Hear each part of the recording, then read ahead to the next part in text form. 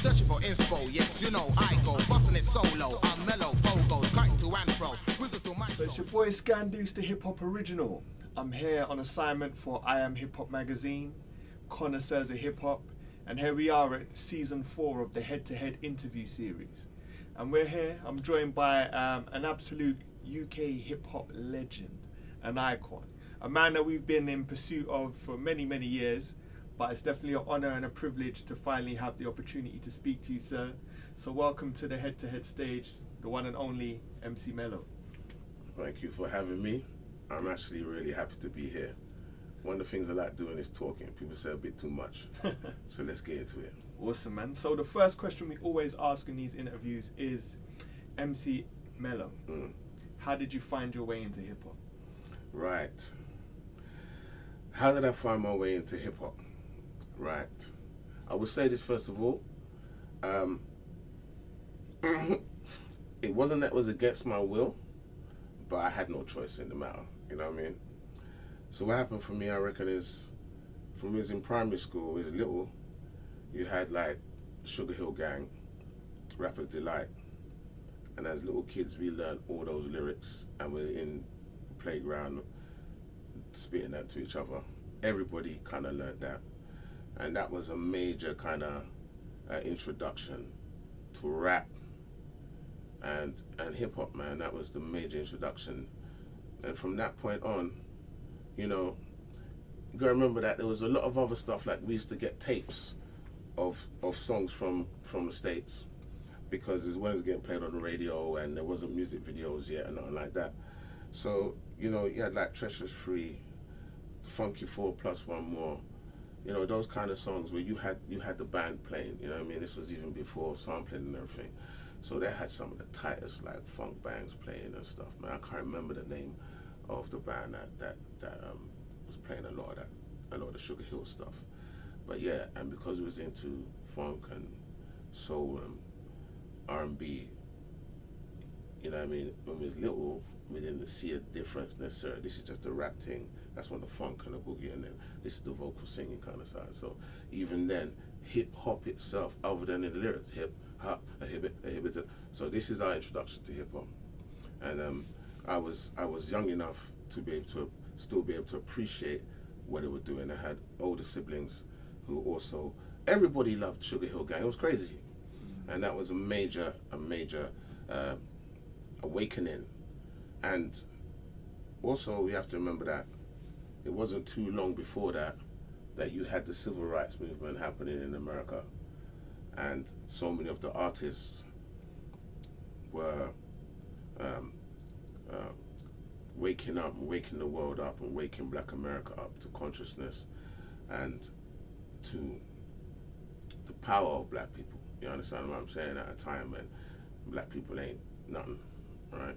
So it was a period of empowerment. So I'm bringing this up because before Sugar Hill Gang, you still got a lot of soul singers who are talking upliftance, empowerment, love, strength, togetherness, you know, them kind of things. And at the same time, you know, I'm the first one in my family that was born outside of Jamaica, right? So we have the whole Jamaica influence as well. So you have the whole reggae, the whole roots, reggae sound system, all them kind of things, where the talk is a real talk. The talk is us. The talk is an upliftance talk. Because the reggae music, you know, is heart and its pulse is upliftance and higher things.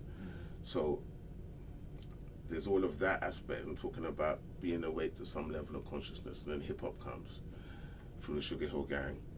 And then I would say the next kind of real big explosion after that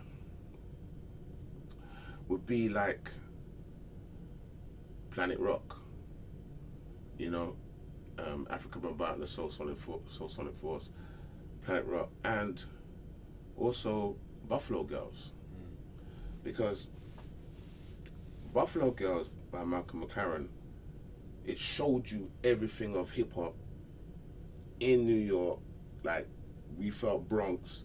You had the writers, you had the DJs cutting, you had the breakers, you had the boogaloo, you had the poppers, you had the fashion, you know what I mean? You had b-boying and hip-hop and fly girl situation shown completely, like in a music video at a time when music videos were just starting to have a place, you know what I mean? Them times a lot of people still could have songs out without a music video and still chart and sell however many 100,000 copies. So Buffalo Girls was very, very important. And by the time the Buffalo Girls came out, you already had other hip-hop tunes were out and stuff like that doing their thing, and we were just peeping them and checking them. You also had things like Mr. Magic show, like we had the Kiss, the tape from Kiss FM and in America, and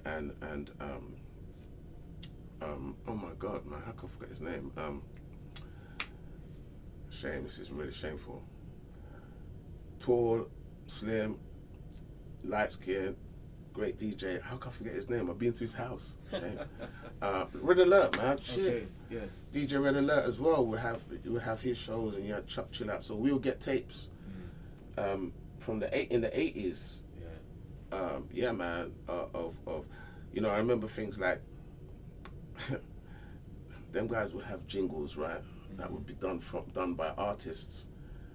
That was just incredible. I remember one jingle by D-Nice from BDP, Right. and from Boogie Down Productions, and it's that the TR-808 is coming bright and early in the morning. That was Kara singing that, and then D-Nice would come. D-Nice, I mean, that was the jingle. Yeah. We wore out our tapes listening to this, man. You know what I'm saying? So it was inspirational.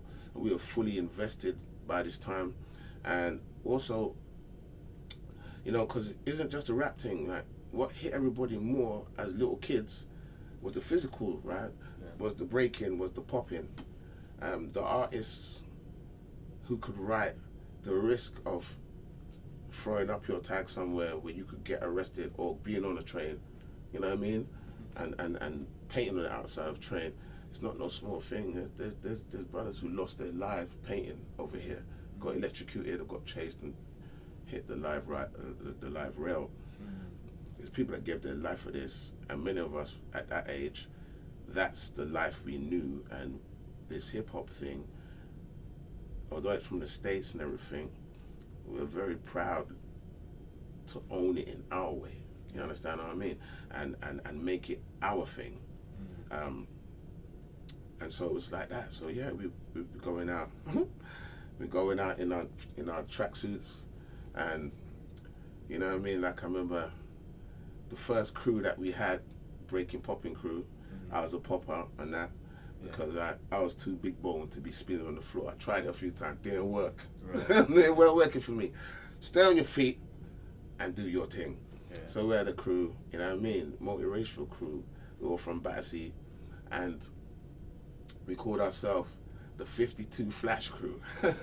We have that down our legs, you know what I mean, on us. And we represent. We go out and battle, go to different areas and battle, go to Spats, you know what I mean, up there in Oxford Street there, and go Covent Garden, and go anywhere where there was other crews, and you take your line on, you battle. Yeah. And at the times when we be breaking and popping against each other, believe me, I come up in an era where Battersea is a place that it's deep, and there's so much estates, but Battersea don't war estate and estate warring against. Don't go like that. People have personal thing. Clicks might have a little something, but Battersea was deep, and so instead of man coming and fighting and stabbing each other and cliques doing that, we were dancing, man. Oh, you'd have the bravado. You'd have all of that face-to-face business, but just no fighting and no killing is unnecessary. Show your skills, and that bred a particular kind of. It gives you a certain type of confidence. Yeah. You gotta go to some stranger you don't know and offer him out. He can offer you out, and people are gonna watch you either lose or win, and it all depends on how hard you worked to perfect your skill, your style, your unique way of doing what you do, to the point where that opponent can acknowledge it. Right. And so I think it's just like when you see a lot of professional boxers, the face off in the interview and that, there's hostility, whatever, they come and they fight. If they have a real good fight, what you see them do at the end? You see them hug each other like next level of respect. Yeah. So you battle, it hones your skills, it gives you a confidence, it elevates to something else. This is the thing about, to me, this is one of the things about hip hop. It wasn't a thing where it said just be a passive observer. Right. It said bring yourself, body and soul into this. And as a little kid, you bring yourself, body and soul into something, it can become your entirety. Yeah. And if it becomes your entirety, then you can become something beyond what you could ever picture. And as a kid who starts to realize that there is much more to me, much more in me than I've been told or that I thought, Yeah. this rubs up at the time, like this is rubbing up against like what Margaret Thatcher's saying, and what other politicians are saying, what the news people are saying, which is we're hearing that thing of you blacks are lower, and we're saying like we've always pushed against that. Yeah. So now we can push against that with style, with how we present ourselves, with our abilities, Right. with our togetherness. And on top of all of that, we could say, even to government officials, you not only you can't do this, but you can't stop this. Right. You're gonna try and stop this because we are doing something that's empowering us. And it has nothing to do with you. If it has anything to do with you, you are fueling our empowerment Right. with your opposition to us kids dancing in the street on a piece of lino, making no problem for anybody, want to move us on, when the police want to give us trouble. All of these things strengthen you, man. You know what I mean? So now push against that. Right. And this is one of the things that people have to understand with hip hop. Hip hop come from street, as man would say, it come from road. It come from the reality of how people had to live under serious hardship. Right. Hip hop itself would never have come into existence if it was all nice and you had everything you needed. Yeah, we used to watch clips and videos of New York and Bronx or mash up, and we're like, yeah, I want to go see the rubble. Yeah, I want to go. Everybody wanted to go to America. Everybody wanted to go New York. Right. Because it's the home of hip hop, man. And man want to make pilgrimage. That's how deep. That's how deep it was. Yeah. And you know, when you have, when a movement can claim you like that, right? And remember, you know, this is a whole movement. It is a holistic thing. Yeah. Hip hop for us addressed every aspect of our life, right? Because you also had like Zulu Nation, and even if people didn't become card carrying Zulus, the teaching of the Zulu was positive. Yeah. So hip hop and Zulu thing, like the teaching, peace, unity, love, and having fun. As a kid, that's a good message, right? Yeah. Youths are gonna have fun, but if you remember peace, peace brings insecurity. Okay, it's like I'm at peace with you, you're at peace with me. Yeah. All right. So I'm not a threat to you, and you're not a threat to me. If we're not a threat to each other, and we're at peace. There's a level of harmony. If there's a harmonization going on, yo, let's do something. If we do something, we could build something. If we build something, others can come and get involved in. That's just peace. Yeah.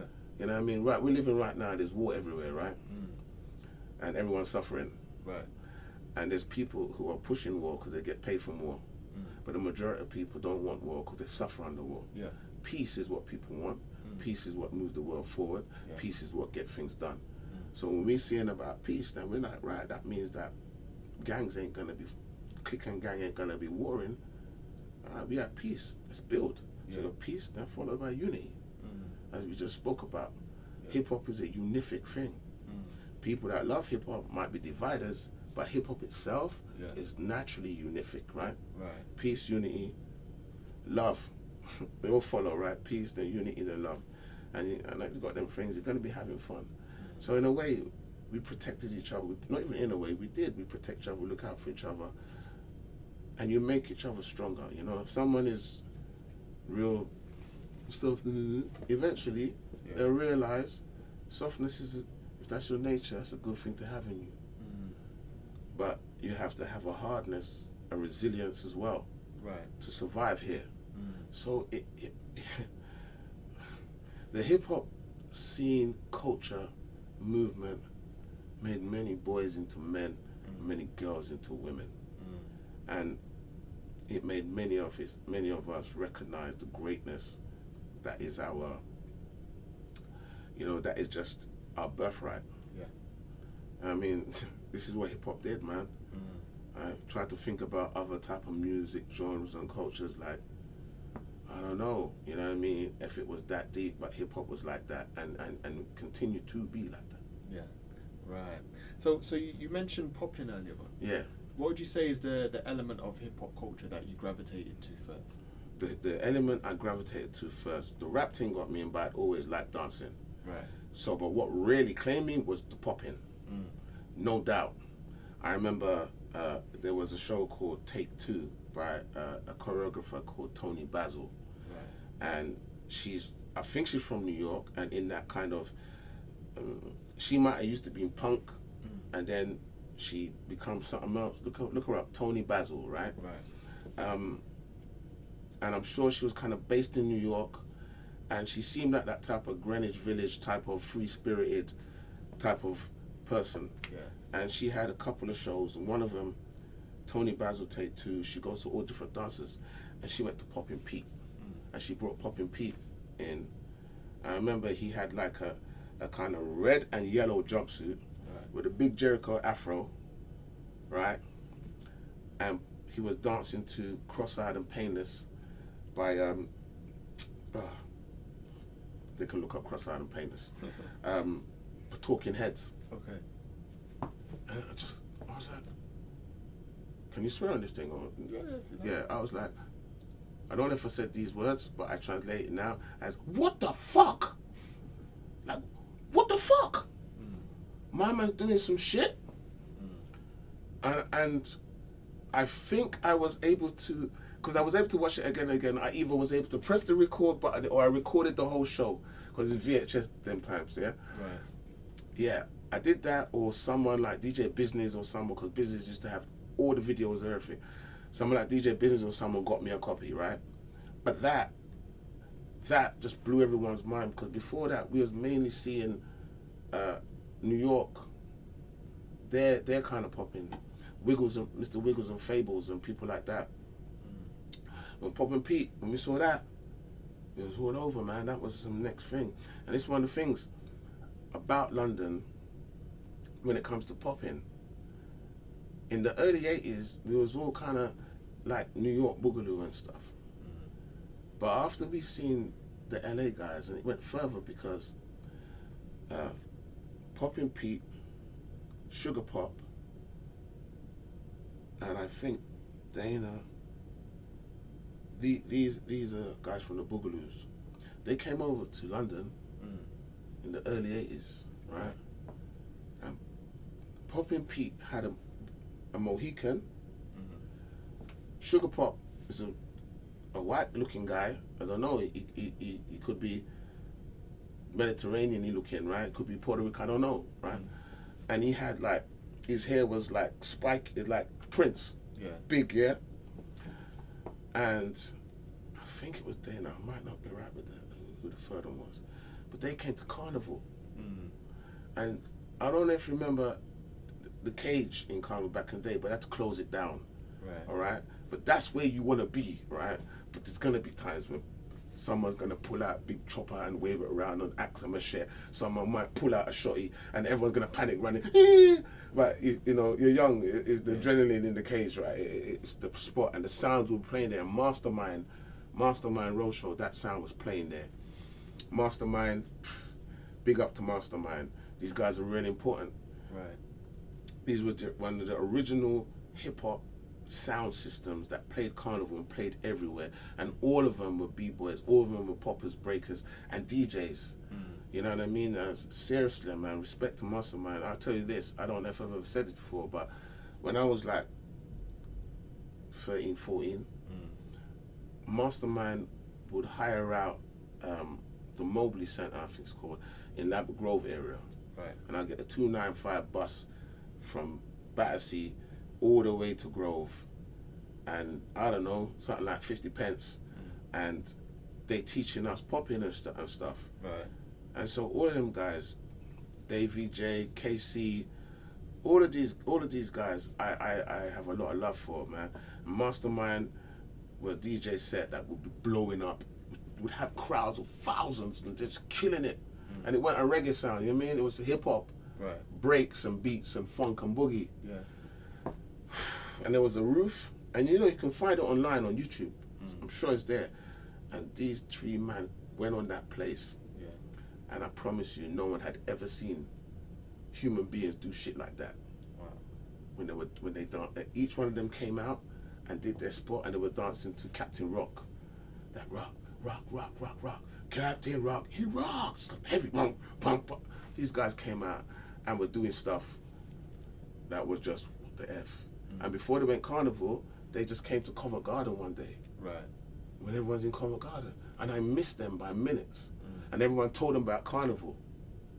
And I think as well, maybe Dobie D, he was telling us a story a couple of years ago saying that he was the one telling them to go carnival. So I got to give a name drop to Dobie D. This one, the original breakers, B-boys of Britain. Anyway, they smashed the carnival. They came to Covent. Yeah. And they left a lasting impression, an indelible impression. There's another guy as well, Damon. Jeffrey Daniels from Shalimar came Covent Garden as well, and blew everyone's brains as well. Just kept dancing, just made like what the hell. And there was a guy called Damon, and he calls himself Damon Frost now, and he used to dance with Jeffrey Daniels back in LA. And Damon was also in London, and he is just cool, his brother. Damon Frost, one of the coolest men alive. Right. I've said it, so it's there, all right? And Damon, he also taught people like Danny Francis and some others of the Poppin' Wizards and others. These are guys, Tottenham, Hackney. And Damon, he was one of those kind of people that you might not have known about, but he injected, people modeled them. He taught people the original kind of like West Coast kind of pop locking, and he taught well. And the people he taught would love to dance and brought others in and kept that going. And Damon moved to Sweden. And then he started, the next thing you know, Sweden just have some ridiculous poppers as well, you know, that kind of thing. So I have to mention him because a lot of people might not know him, but he's somebody that's really important in shaping many of us and the style that we would dance with. Right. And so much love and respect, man. Damon Frost, you can go on YouTube, and he's still at it. Wow. And you know, you got some people who pop, who dance that you could just watch. Yeah. The third person was Skeeter Rabbit. Okay. Skeeter Rabbit, yeah. May he rest in power because he's passed away. Skeeter Rabbit, man. That's the third one from the Boogaloos. Right. Oh, Lord have mercy. Yeah. I was able to see him have a little battle thing with a brother from France called Salah. Right.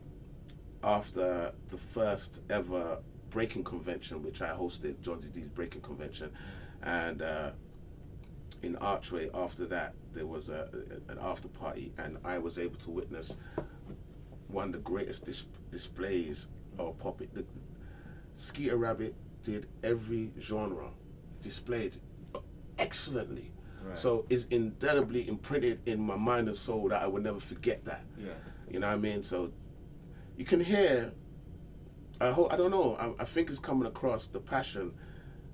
You know, these people, this scene, this culture, changed my life, enhanced my life. It wasn't a thing we just did to pass the time. We dedicated ourselves to it morning, noon, and night. Right. We had no choice. We were claimed by it. Yeah. It was too big and involving a thing to be ignored. And it was a case of, I would say that hip-hop culture also calls on extremists. And what I mean, I don't mean religious extremists, you know, no, I'm talking about people who, out of their dedication or desire for something, would go to the extremes of themselves that push themselves to them levels. Not for the pat on the back, yeah, you're great. No, it's a self kind of fulfillment. Like, I did this. Yeah. And I could do more. So we'd practice. Well, everybody would practice in the mirrors for hours a day. We're serious about this. Right. Yeah. That's amazing, man. So at what point did you make the transition from popping to MC? Yeah. So even in school, you know, you want to have your thing that maybe you're known for. You know, you got some of the guys who are the strongest. We had some guys who were the tallest. Yeah. You had some who had the most lyrics for girls. And you had some who were the best fighters and the best football players and the best basketball players and the most intelligent. You had some that's the dumbest, right? But it's dumb, but it's fun. And then this one is dumb, he's an idiot. Stay away from you. Everyone, you know. But in my thing, it's popping. I was the best popper in my school. And I was one of the best poppers in anyone's school. Yeah. And that's something that was fully me. And I also was in some different groups, like one of the groups I was in called Truly Unique. It had Darnell, Basil, Mark Monero is a quite famous British actor, and myself. And at the time, the name that was given to me was Moomin. All right, and so. What did that mean? I remember there was a cartoon character. Exactly. Yeah. So when I don't know if my face is still like when I was younger, I kind of had bigger cheeks and around the face, and so it was either Fraggle. Look at that, a man with the name Fraggle. Yeah. Give me the name Moomin, right? And either Fraggle said it, yeah. And Denzel, everybody loved Denzel. He's older than us, that bigger brother to everybody, a protector. And if there's anyone that needs to get handsy, Denzel has got most hands. Right. And Denzel kept insisting on making sure it's stuck, and everyone's going around. And I'm like, no, I don't really like that name. It's Moomin. I don't like that name. And I was like, yo, Moomin, and it stuck, right? And so I think Fraggle or Denzel was going, we should call you Moomin because you got a big face like a Moomin. And I was like, get away with that. But they saw my reaction and they all and it stuck, you understand? You don't really get to pick your own name all the time, like. Yeah. And so that name stuck and I owned that name. And so even at school, you know, what was it, 1982? All right, around that time, when the Grandmaster Flash and the Furious 5 album came out, I think it was around that. Yeah. So I learned all the lyrics from that.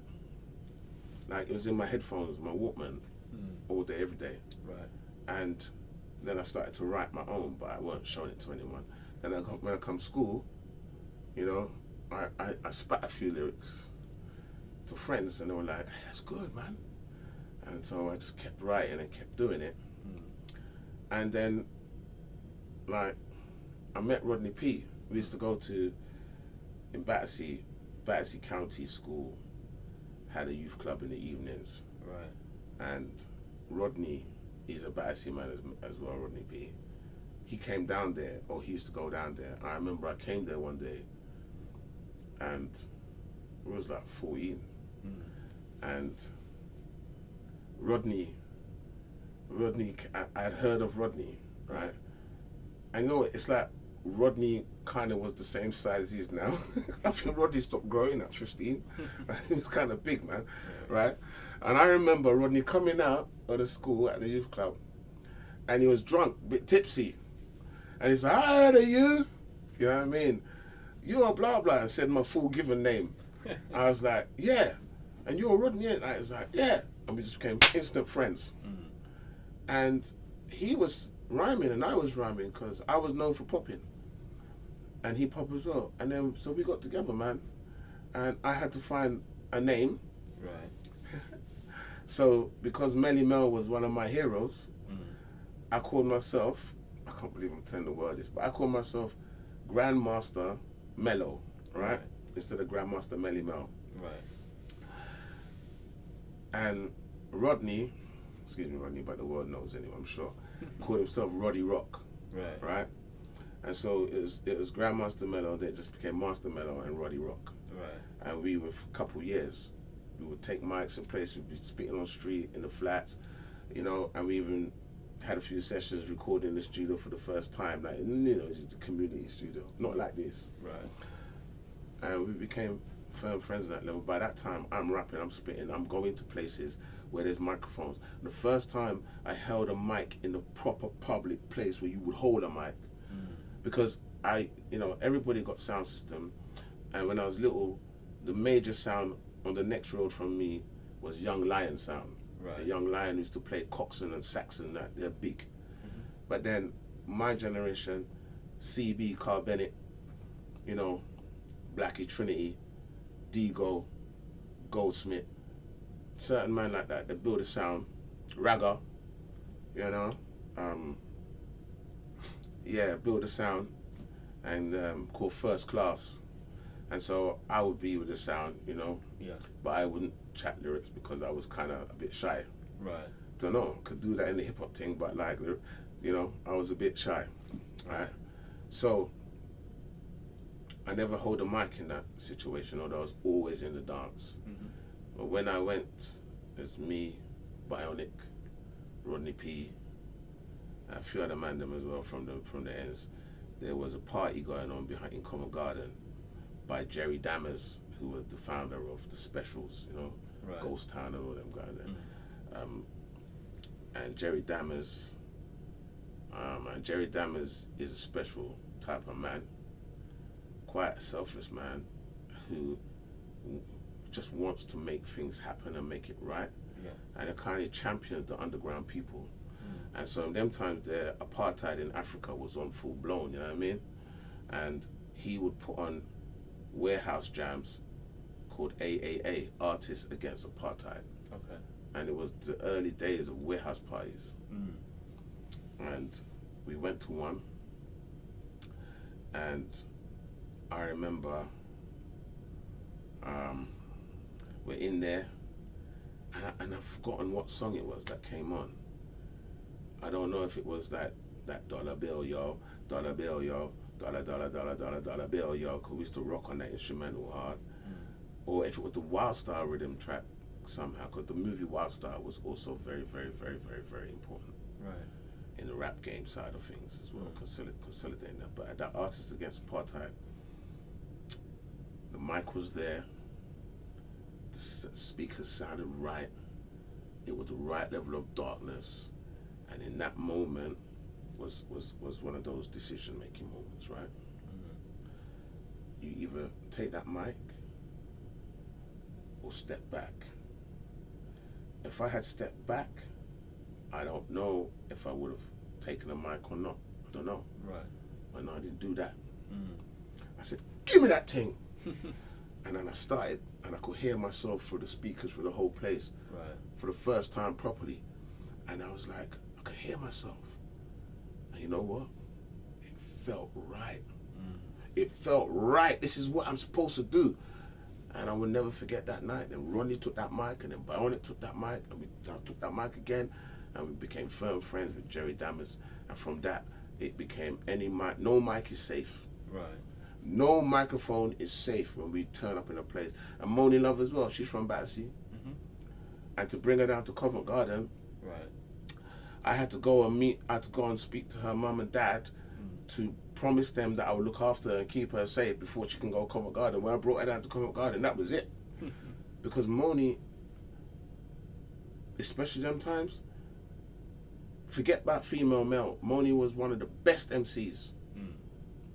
One of the best MCs in the UK, in Europe. And when she went to America, she was a bad MC for America as well. That's why Jungle Brothers, Tribe Called Quest, De La Soul, Queen Latifah, that's why all the native tongues adopted her. There was no doubt. Because she was monstrous. I was monstrous too. So was Rodney. You know what I mean? We come from Battersea packing some weight and some heat. And so that's the move towards the rap game. Like, and from that, look, we was always raving from 14 and stuff. We're getting into clubs in the West End. We're not supposed to be in there, but it's very hard for 5 doormen to stop 30 to 40 kids rushing you. We're getting in. And some people gonna get lick up and get thrown out, and the other ones are just gonna kick off the back door, open up, we come back in, and then they just left it. Because when us kids came in there, we made the clubs even better. And more patrons will come to the club because the street kids are bringing vibes, basically. And those clubs and those warehouses, they also made us. So we've been raving for more than time. So now when we start holding the mic now, as I was mentioning earlier, whether it's Main Attraction Sound, Soul to Soul, Mastermind, TNT, Rockbox, which is the first hip hop sound, Nutriment. They would use Gremlin sound system, And Nutriment was one of the first people that was used in the warehouses, because what he used to do, he would get a white brother, dress him up in a suit and tie, make sure he speaks well. He'll go to the estate agents, whoever's handling the warehouses for rent, and he'd go like on a Wednesday or Thursday, have a meeting with them, tell them they'd like the key to inspect the property over the weekend. I got the key to a warehouse that got a whole thousands of people. So a lot of money that you're getting in over a Saturday night, right? And that's how it's to work. And then sometimes the police were here. So then the way around that was, there would be sometimes fake flyers, with fake address, innit? And you might, because there's no mobile phones, or you got to listen to the pirate radio station to find out where the rave is that night. But police can listen too. So they might give an address, and people go there, and then you're told the proper address. When you get there, like a little gym screech, and then it gets around. There's no mobile phones. Only certain people had pages, and some of this was before that. So there was that whole adventure of getting to these places as well. And so I'm just saying that whole vibe, that when we knew there would be mics, and then we're going to nice up the dance. And we would nice up the dance, because if you're coming from the kind of sound system background and them kind of thing, you also understand about vibes in. So I remember sometimes I'd be on the mic when Soul to Soul were playing in a warehouse party, and people didn't know I was on the mic.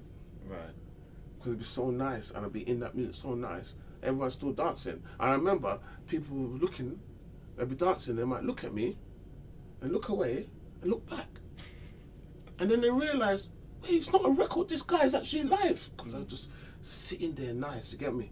It teaches you a lot of skills, and how to present, and how to hold that mic and connect with the people. And it also had a thing about it, like, you go out on a night to rave with your peoples and you're having the most wicked night. But imagine if you're able to be the voice that helps that wicked night to be a wicked night.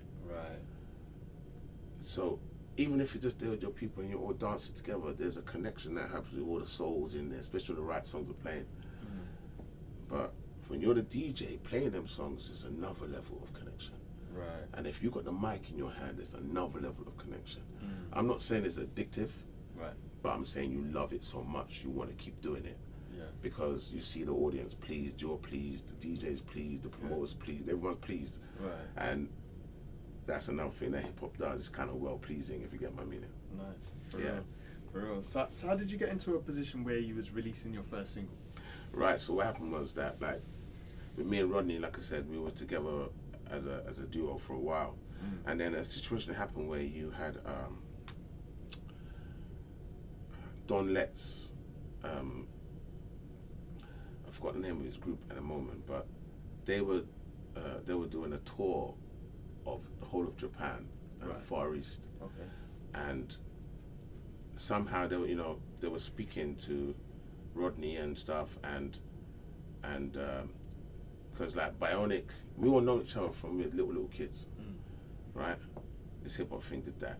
So what happened was that Bionic, Sipo, Beatbox Sipo, DJ Business, and Rodney, they formed the London Posse because Don Letts group, they wanted a hip hop group to bring and to promote, and so this group was made. And in a way, I was kind of Munson out there in the middle of nowhere. But DJ Business was like, yo, DJ Pogo, this is one of the hottest scratch DJs. This man has proven himself he's represented this country. Like, people don't understand, you know what I mean? Like, Pogo is a warrior, and this DJing thing is a warrior. So he would battle anybody. Went to New York, battle for world supremacy. He was taking heads of some of the biggest DJs, like in the battles and stuff. We've toured all over the world, and Pogo's represented and made that big difference. So I knew who he was, but we weren't necessarily cool. And business came and introduced us to each other. And it's like, yo, he heard me spit. I knew what he could do on the decks. Yo, let's do this. Right. And he had his own rapper called Sparky, but Sparky was cool. Sparky was a producer as well. And so when I met all three, Sparky's like, yep, I'm cool. I take a back seat. I make the music, and he makes incredible music. Right. And he can also spit dangerous though. Sparky's dangerous MC. So with that being said, I brought Moni in, and we called ourselves the Just Bad Crew. Right. Sparky ski producer and rapper, me MCing, Moni MCing, Pogo DJing, and we were doing shows. Wow. And we did one show, and Wormwood Scrubs Common that Westwood was putting on Scrubs Park. And I remember that, like, you know, we had friends in the prison, and they let us know that they could hear the jam from their cells, yeah, because it was just out there in the park, and we could see the prison. Right. So we'd give shout outs on the mic, like, and man's come and told us that, yeah, I heard the shout. And them things at Scrubs would be, at the end of every freaking night, there'll be some madness. Right. Anyway, we went up on the Scrubs Park thing and we tore that thing up, because when we hit the stage, the mentality is, this is warfare. Like, what is the war? What is the war that we're fighting? It's to win you over. Yeah. The war is to blow up this stage, to have you conquered. Like, by conquered, I mean on our side, with us. You know what I mean? And if I don't get you like that, I failed. I've lost that battle. You know what I mean? Yeah. This is how we were. And we smashed that show. And then we had another show after that in Lewisham, in Ghetto. And there was a man there called Ricky Reynolds. Okay. Yeah, Ricky Reynolds, you know, he put on a thing, Young, Gifted and Broke, in Brixton's The Fridge. Right. It was a hip-hop thing, and it was just incredible, a whole spectacle. Dancers, b-boy, beatboxes, music, singers, rappers, everyone got to shine. And this was put on TV and everything. And so he was at the show in Lewisham, and he saw us, and he came and he said, I have a label I've started, and I would like to sign you guys. And I think he put out Cookie Crew, a song for Cookie Crew. Right. And also, you know, a few other people. And then we did the Just Bad Crew, and he financed the studio. And we pressed up loads of copies, and they all sold. And that was Moni Love's first song that she had put out, my first song, Pogo's and Sparky's first song we ever had published. Here's the vinyl, this is our song. Oh, wow. And that was we recorded that in 87. Okay. And that came out in 88. Right. And, you know, it is a landmark. It's a landmark song. It's the beginning of our thing. And we was all shy, you know, it was the first time in the proper studio. But Moni, she shined even on her first time in there. Right. So, but I'm still proud of the work that was done. It was all of us putting our work together. And that's how we got the first records out. Right. And from that, Moni got the deal with Cool Tempo, I believe. And from that, I got the deal with Rough Trade, Republic Records. Right. And there I was able to put out the singles, and the album came out through Republic Records, and they were very good to me. It was on a 50-50 deal, you know what I mean? Fair split, 50-50. Yeah. And they backed me. But there was one problem that happened, like, maybe Rough Trade, the major part of the label, might not have had enough faith or whatever, but when my single came out, Open Up Your Mind, they had pressed up a few, like a couple tens of thousands, I think, but it didn't press up more than that initially. Okay. And it sold really quickly, because them days, you got to sell a particular amount within a week to get to the Billboard charts. And if it gets to top 40 above, then you're on top of the pops. And if you're on top of the pops, then Radio 1 play you. Yeah. And then the whole world hears your song. Right. And the first week, it sold out in the first week and got to 60. So if there was more copies, it would have, first week would have charted. And then you do top of the pops and all that. It's a whole different ball game. So there was some regret there, even for them. I had more faith in it. They're doing business. And in the end, that didn't happen. But regardless of that, put out a seminal album. And I was just touring the world and just releasing songs and doing songs with a lot of other artists like Karen Wheeler, Junior Giscombe. These are some, you know, Manu Dubango, when the Most High Rest His Soul. I was able to work with so many different jazz musicians, R&B artists. And of course, there was a group called Blacksmith. Okay. Blacksmith are great producers, artists in their own right. They've made some of the biggest hits you heard. They took me under their wing. Right. And I was able to be featured on a lot of their productions because they looked out for me like that. And because I was of that level where my work was of the level that they like to have on their stuff. Right. So there was a lot of there's quite a bit of interactions with different artists and working together with different artists, even if people didn't know it. Right. And all those different artists you work with, you gain from, because some serious professionals, people been in the game for many years and things like that. Right. So yeah, I got into the music started with first release with Ricky Reynolds on his label Tough Groove. Okay. With us under the group of Just Bad in 1988. Wow. Yeah. So what was that initial experience for you like?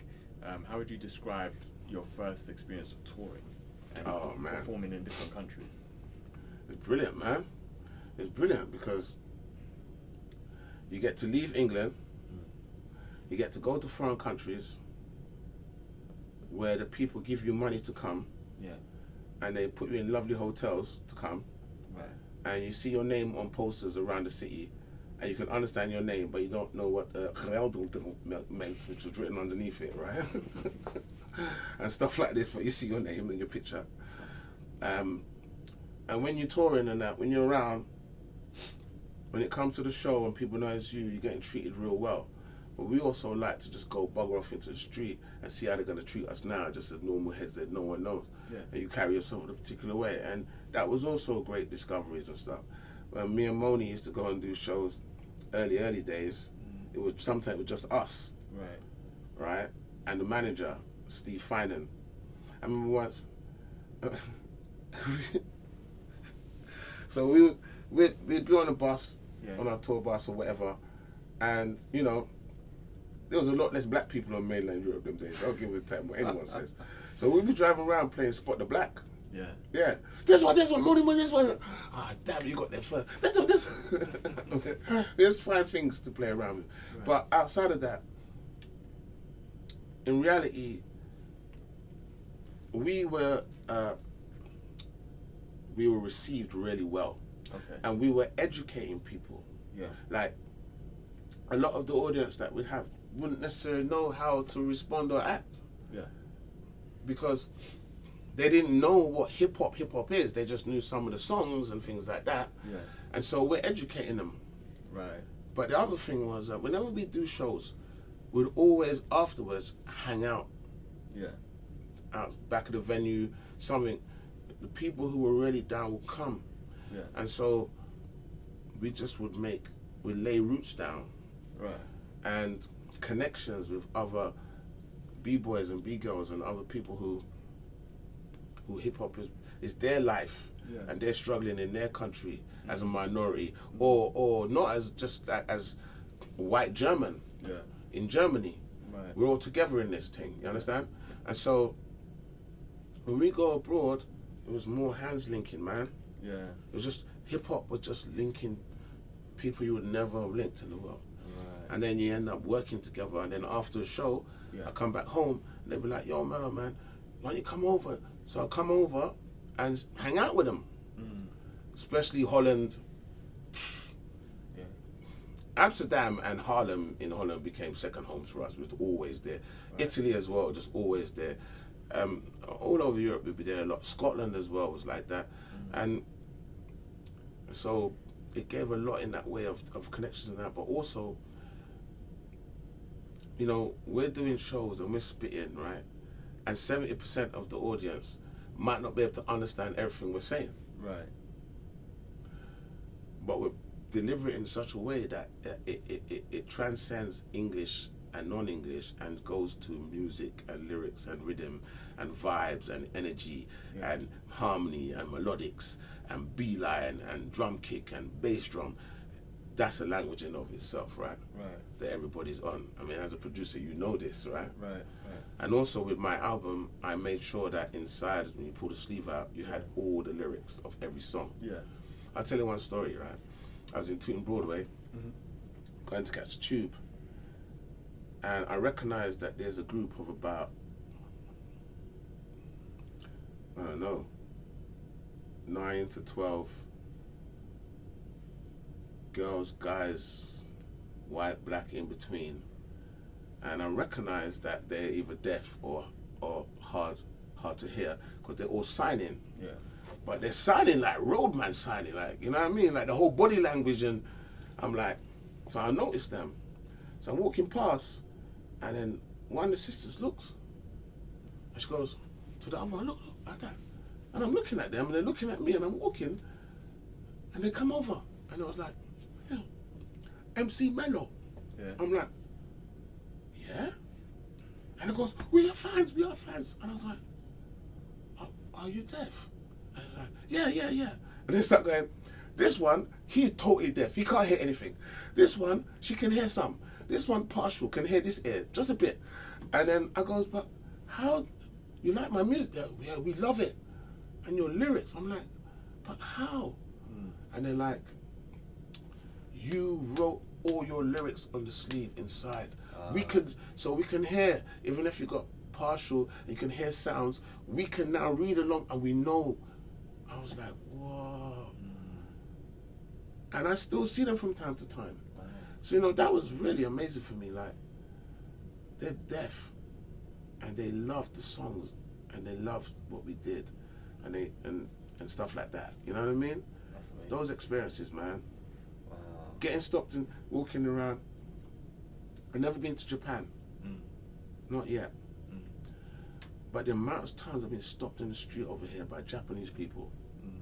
MC Mell'o, you MC Mell'o? Yeah. We're from Japan, we love you. I'm like, shit. Sparky's going to Japan, Pogo's going to Japan, Business going to Japan, Ronnie going to Japan, everyone's going to Japan. Yeah. I ain't going to Japan. I got Japanese people stopping me in the street, regular. Yeah. But it's great. It's great still, you understand what I'm saying? It's a lovely thing. Man, so I mean, obviously you've had the 30th anniversary of the album now. Yeah, well, yeah, long time now. Yeah, It's the 33rd. Yeah. So what would we say is the legacy? Because obviously people still talk about to this day. Yeah. Well, I want to mention that and the second album that never got released, right? Okay. But it's complete. Oh, right. Yeah. Is it the first one? Or is it? Huh? Is the second album gonna come? Or Yeah, I hope so. Oh. But we got into some problems regarding that because I was signed to Motown Funky Dread at the time. Right. And Motown Funky Dread was also attached to one of the really big labels, one of the major labels of the time, right? Shame I forgot. And they went under, or they got scooped up by another big label. Okay. I wonder if it was Universal, I can't remember. But when that happened, I had completed an album. Right. The first album, Revelation 1, Thoughts released. Right. Second album, Revelation 2, Thoughts increased. Right. Right? It's done. Then we was getting ready to work on Revelation 3, which would be Thoughts Unleashed. Okay. Nice. Now, the first album, you know, it's vinyl. So one side, instead of A and B side or A and double A, I made it side for the physically stable. Right. That's all the tracks that you got to move to. Then the other side was side for the mentally stable. Right. This was the deepest song, and the songs with more music and more musicians and stuff. Right. Because I always want my songs to be deep, musically, multi-layered. I want there to be sounds and melodics going on that you're not aware that you're aware of. Right. Until maybe you listen to it for so long that you're like, huh? Mm-hmm. Huh? Like that. What's that? Oh my God, it's things like this. Yeah. And also what used to happen as well, the production was so lovely that people would hear the music a lot and my voice was comforting and they were listening, but they weren't listening. And then when they start listening, they're like, what the fuck did you just say? I've had people come to me saying, how could you say those things? Like, you were 19 when you wrote that. How did you? And I'm like, man, that's what was going on inside, you know what I mean? Mm. So that album is very, very honest. Right. And the thing of youth where you don't fear what anybody thinks. I'm on my square and I'm standing firm with this thing, and as a unit we're powerful. Fuck you, whatever you gotta say. Right. In fact, here's the lyric that says fuck you and everything you gotta say, right? You know what I mean? And we're conscious as well. We're conscious people. I was a conscious young brother, and I would include so much things. The things I see every day, the observations of my life in this country, the struggles we had, but also the greatness that's within us. Also there's optimism, and also the call to fight. Right. You if you don't fight, you fold. Mm-hmm. So it was empowering and uplifting and reinforcing. And this is what's beautiful, man. Since we put that album out, even yesterday, someone hit me on the Instagram saying like, Mell'o, you put the album out and that is the soundtrack of my life. Right. It's just yesterday. Okay. And I had to say back to the brother that you honor me, because at the end of the day, the response you just gave me, that's the reason why I did this, one of the reasons I did this. Yeah. So that album I've never stopped having people come to me, shake my hand or hug me and say like, that meant so much to me in my life. Yeah. Like, or others saying that got me through uni or that helped me through school. Okay. Because it was from my heart, that whole thing from my heart, and you can hear the sincerity and the realness in it. Mm. But the second album, Jesus Christ, man, that was just another step up. Mm. And that's where, people have heard some songs, yeah? Like Mellow's Gone Crazy is from the second album that came out. Right. Firm Stance, that came out, and that's like the next level up from the track Subtraction. Mm. It's like we took the energy and then did the next level. Right. Those songs are from the album, and I want to put that album out. Right. Like, I want to put the second album out, but how I want to do it is like this. Because if you go and listen to Thoughts Released, my album, now, it's been 33 years. Right. That's a generation, clearly. Mm. You listen to it now, it's exactly the same problems and issues. Yeah. Exactly the same for this next generation. Yeah. The only thing is no one's addressing it. Yeah. So I've had people come to me, like sometimes I train in the gym or whatever sometimes. I remember there's one brother, his name's, he's got a group called Rhodium. Right. Conrad. This brother works a lot with different young kids who have had a hard time and stuff, and brings them in through the music and trains them music and b-boying and beatboxing and all kind of stuff. He's a really great guy, Conrad from Rhodium. Okay. Look him up.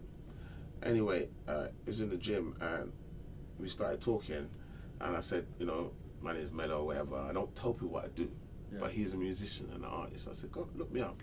So he went, and next time I see him, he came back, he goes, bro, he goes, but you're one of them real, man, you're one of them real people. Like, I was like, yeah, but shh, I like people just deal with me as I am, right? I don't want people to know. He's like, no, but yo, I listen to some of your songs, and this is a musician.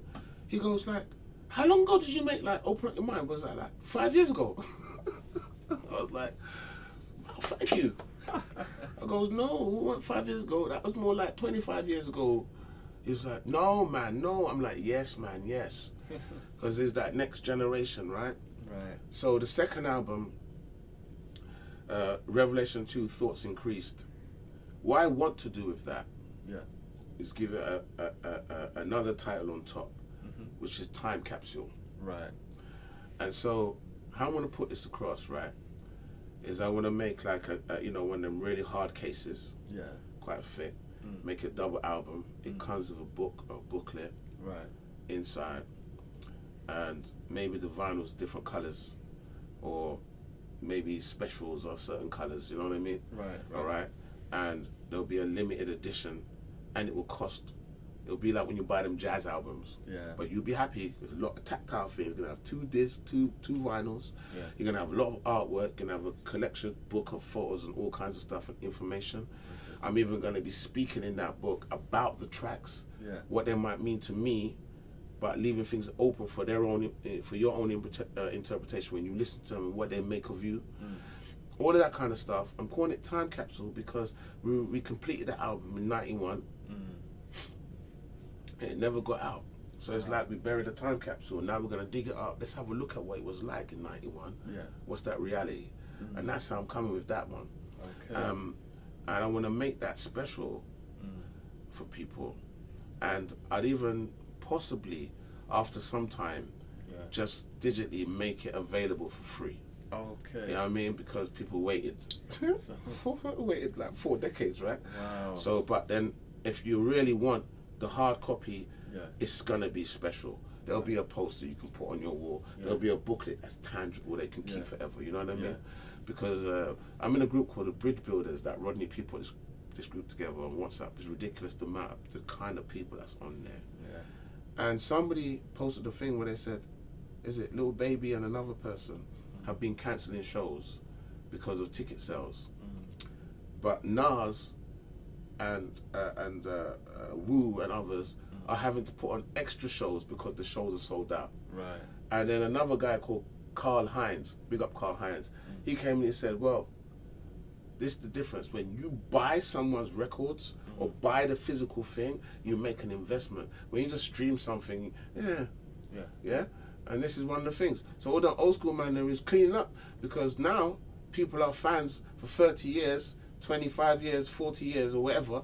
They're physically coming and bringing their kids. And loving it.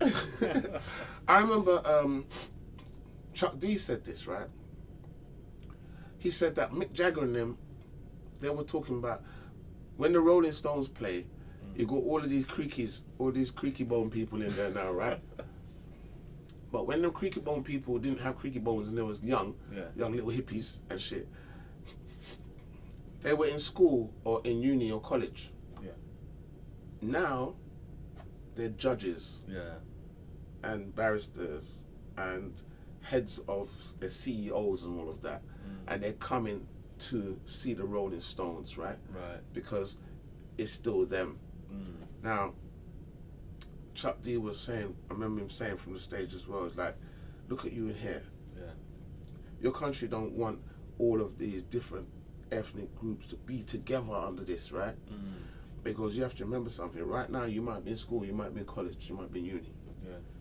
But you're tomorrow's judges and right? So when Public Enemy play now, you see the greybeards are out rocking. These are some of the most professional people. No, darling, I'm going to see Public Enemy tonight. Okay? Don't tell any of my colleagues. I'm still a rebel, damn it. Them kind of vibes, right? So it's that thing of like, putting that second album out in that way, it will be appreciated by the ones who appreciate.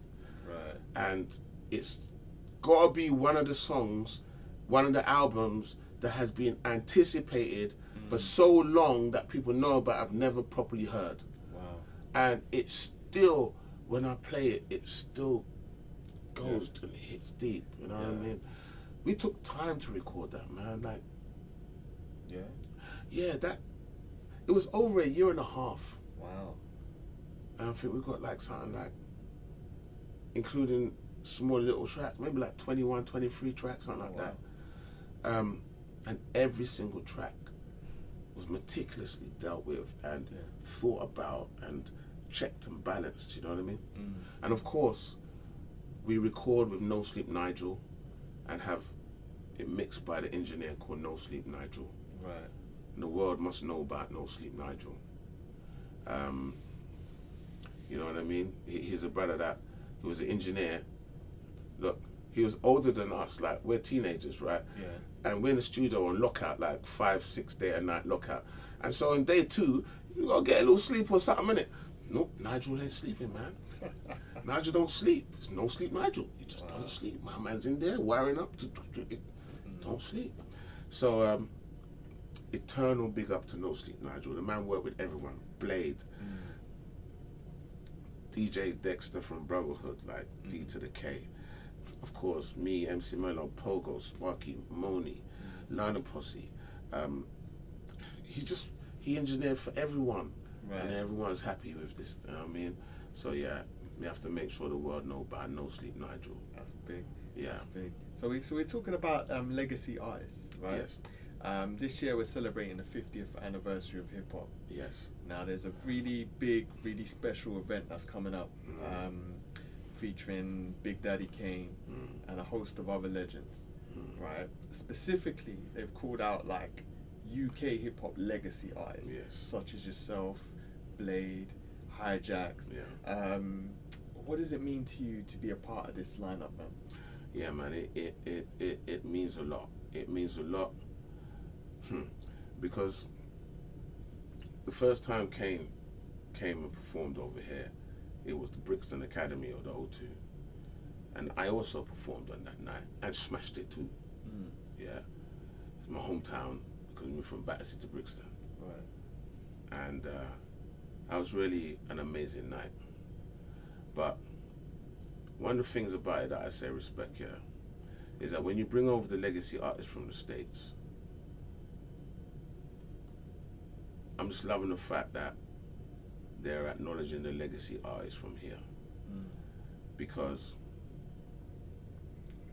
we haven't sold as much records as the legacy artists from the States. We are not as known as they are. But our dedication and our love for this art is as deep as theirs, and maybe even deeper, because we ain't living over there in it. Right. Chuck D, when they came over and did their first tour over here, Chuck D was so blown away by what he felt from London and hip hop that on the stage he actually said that London is the home of the world, of the home of hip hop like now. Wow. That's a big thing because certain mans in New York weren't happy to hear that and had words to say. Yeah. But they hadn't come to London. You understand what I'm saying? Right. They hadn't felt it. Okay?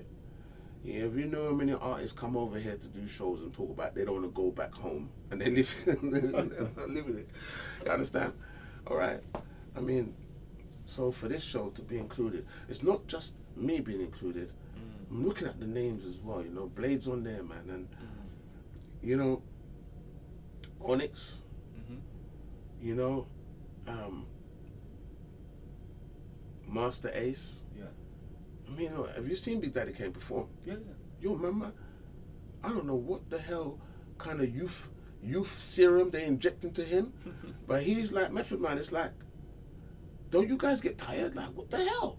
Like, your energy, like, wow, brilliant to watch. Master Ace, excellent artist to watch perform.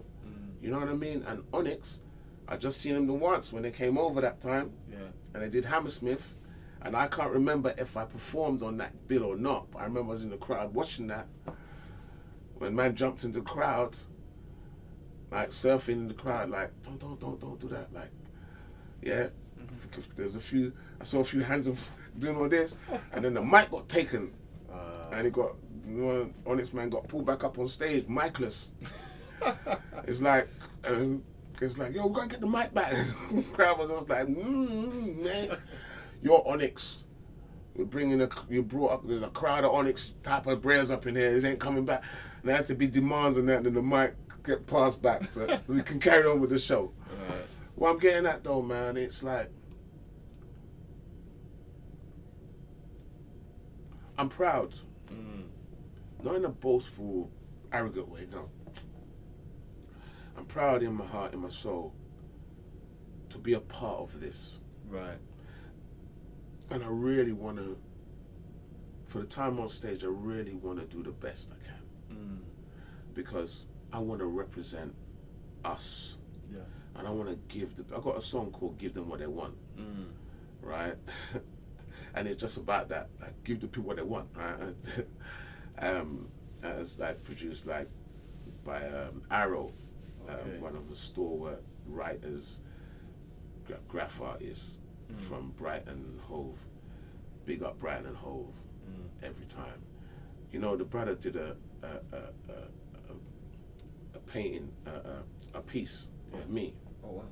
Right, and you know the other time I sent me the photo. You know when I saw the scale of it, his son was sitting on the wall. Yeah. So his son was this big. Yeah. And the wall was this big. Wow. So they must have used scaffolding. Like, it was, you know, as high as that, if not a bit higher, on the whole wall. Just a picture of me. Yeah. That was Arrow. That kind of thing will live forever in my heart. Like, Jesus, you know what I mean? Yeah. So, being on this 50-year legacy, I feel really honored to be seen as somebody who is fitting for that. It's like an acknowledgement that I think is right. You know what I mean? Yeah.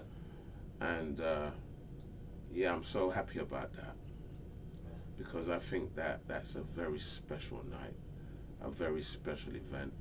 I think the people that come there are going to recognize that and going to come with a kind of energy where they want it. Right. And when you perform in a place where the people are there because they want it, makes you want to give it to them. Yeah. You know what I mean? Yeah.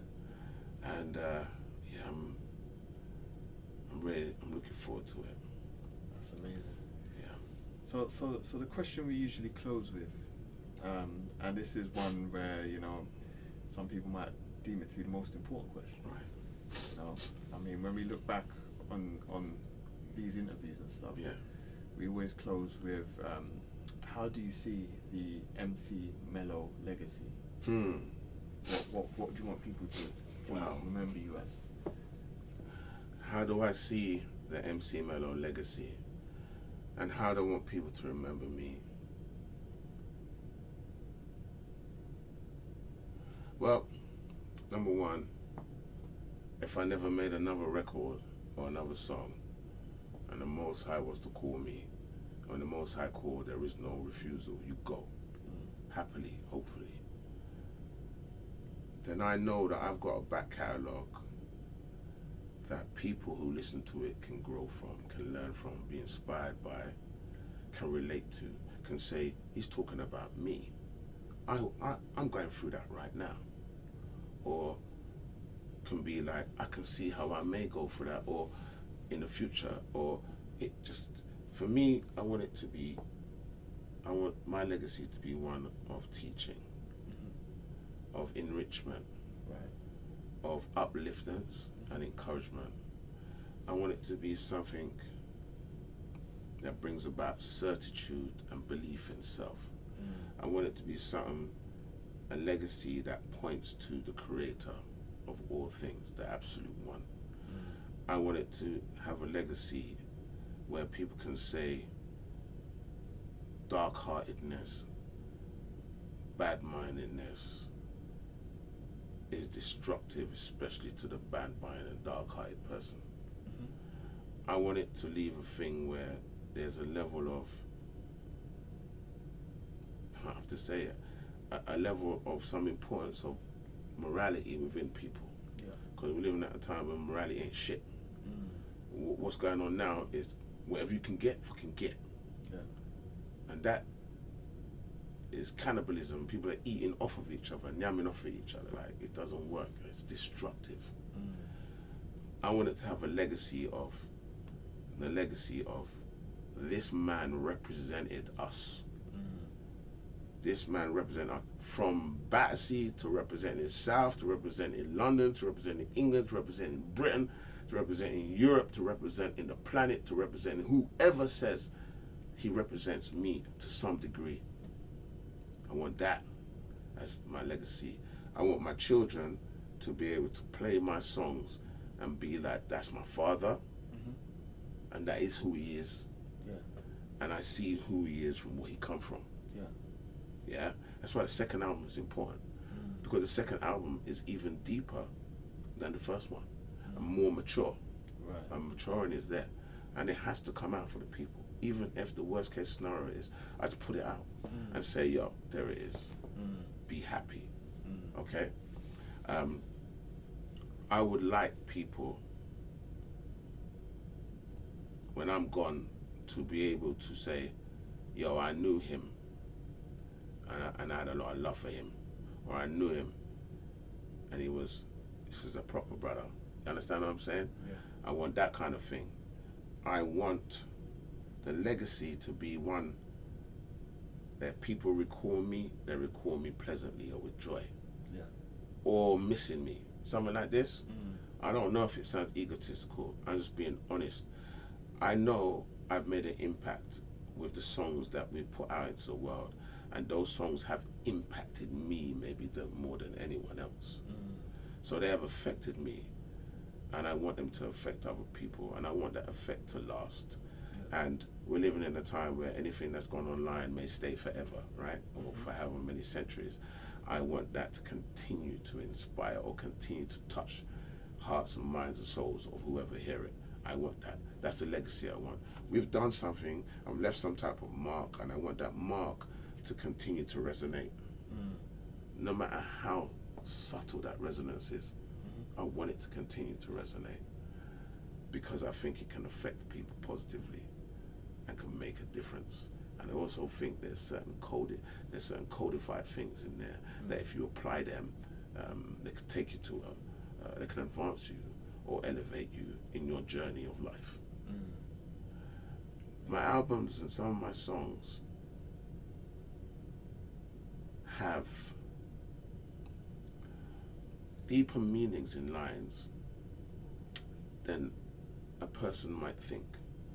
One of the things I want to do is when I start putting music out again regularly and really putting to make sure that my presence is clearly there online, everything else, is for my songs, like certain songs online, I'm going to have my breakdown of each of the lines.